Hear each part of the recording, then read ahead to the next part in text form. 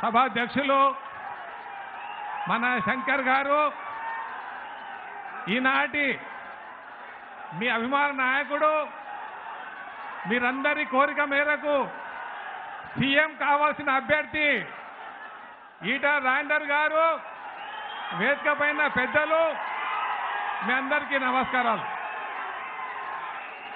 నేను చాలా సభలు చూసినాను.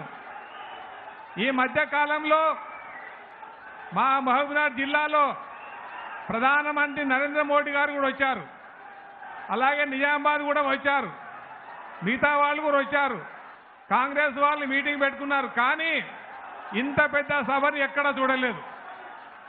ఆ సభలన్నీ మొత్తం పార్టీకి సంబంధించింది, కానీ ఇది ఒక ముదిరా జాతికి సంబంధించిన సభ. ఇది ఇంత ఐకమత్యం ఉన్న మనము తలుచుకుంటే ఏదైనా చేయగలుగుతాం. నేను ఒకటే మీతో కోరేది, మనము ఇంతవరకు అనిగమని పుట్టలో చీమల్లాగా ఉన్నాం మనం. కానీ కేసీఆర్ ఊకుండగా గోకినాడు. గోకితే ఊకుంటే చీమలు ఎంటబడి కరుస్తున్నాయి. ఇవాళ కేసీఆర్ని కరుస్తాయి, ఇంకెవరు అడ్డం వచ్చినా వాళ్ళని కరుస్తాయి. ఎవరిని వదిలిపెట్టావు. ఈరోజు ఒకటే గుర్తుపెట్టుకోవాల్సిన మనం,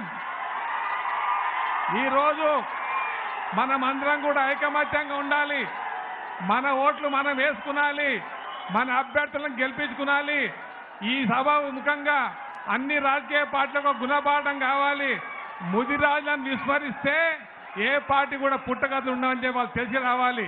కనుక నేను మీ అందరినీ సభాముఖంగా కోరుతున్నాను, మన జాతి ఐకమత్యాన్ని మనం చాటి చెప్పుదాం, మన బలం మనం చూపిద్దాం అని చెప్తూ నాకు ఈ అవకాశం ఇస్తే మీకు అందరికీ నమస్కారం చెప్తూ తెలుసుకున్నాను. జై ముదిరాజ్.